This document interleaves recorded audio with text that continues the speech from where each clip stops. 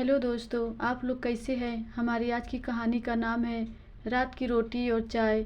बहू जरा पानी देना, बाबूजी ने आवाज़ लगाई। प्रिया ने झल्लाते हुए जवाब दिया, मैं राहुल को स्कूल के लिए तैयार कर रही हूँ, आप खुद ही ले लीजिए। बाबूजी लकड़ी का सहारा लेते हुए रसोई की तरफ बढ़े। कांपते हुए हाथों से जैसे उन्होंने पानी का गिलास लिया, वह अकस्मात ही उनके हाथों से छूट गया। यह देखकर दफ्तर के लिए तैयार होते हुए रमन चिल्लाया, ओफो बाबूजी, आपसे एक भी काम ठीक से नहीं होता। प्रिया का काम और बढ़ा दिया। झुंझलाते हुए प्रिया ने पानी साफ किया और फिर बाबूजी को रात की रोटी और चाय देकर दोनों पति पत्नी अपने दफ्तर के लिए निकल गए। यह सिर्फ आज की बात नहीं थी। शीला जी के जाने के बाद बाबूजी बिल्कुल अकेले हो गए थे। उनका बेटा रमन और बहू प्रिया अपने जीवन में व्यस्त थे। उनके पास बाबूजी के साथ कुछ क्षण व्यतीत करने का समय नहीं था। उनका पोता राहुल उनका जीने का एकमात्र सहारा था। बाबूजी आंखें बिछाए उसका स्कूल से आने का इंतज़ार करते। राहुल भी दादाजी से उतना ही प्यार करता था। स्कूल से आते ही वह बाबूजी के गले लग जाता और बाबूजी को फिर जीने की एक वजह मिल जाती। एक रात बाबूजी अपने कक्ष में सोने के लिए जा रहे थे, तभी उन्होंने उनकी बहू को रमन से यह कहते हुए सुना, सुनो जी, आप मुझे गलत मत समझिए, बाबूजी को अब हम यहाँ और नहीं रख सकते। मैं घर, दफ्तर और राहुल का कार्य करके पहले ही बहुत थक जाती हूँ, ऊपर से आपके बाबूजी का कार्य, मैं अकेले ये सब नहीं संभाल सकती। रमन ने कुछ क्षण के लिए प्रिया की बात का उत्तर नहीं दिया।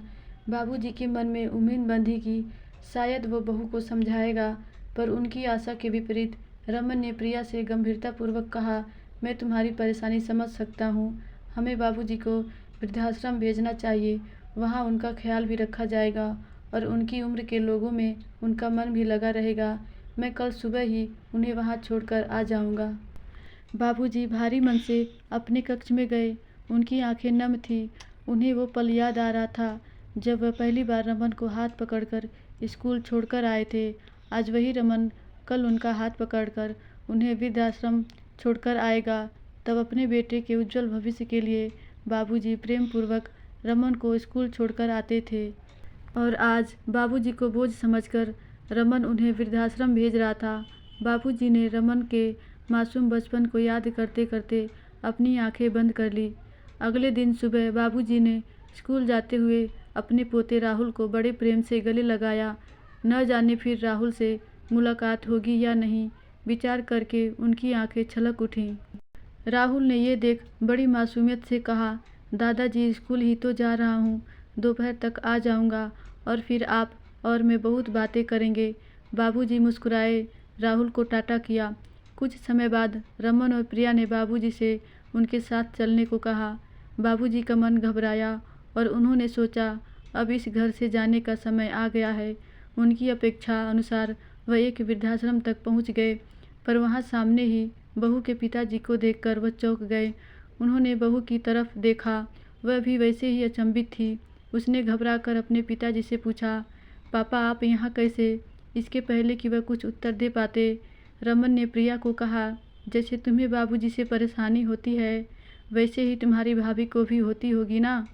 इसीलिए मैंने सोचा आज बाबूजी के साथ साथ तुम्हारे पिताजी को भी वृद्धाश्रम छोड़ दूँ। यह सुनते ही प्रिया के पैरों तले जमीन खिसक गई।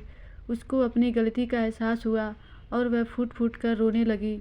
उसने अपने पति रमन और बाबूजी से माफ़ी मांगी और घर चलने को कहा। बाबूजी की आंखों से भी प्रेमाश्रु बहने लगे। उन्हें अपने बेटे पर नाज हुआ और उन्होंने अपनी बहू की गलती को नादानी समझकर माफ़ कर दिया। फिर सब हंसी खुशी अपने घर चले गए। धन्यवाद दोस्तों, आशा करती हूँ ये कहानी आपको ज़रूर अच्छी लगी होगी।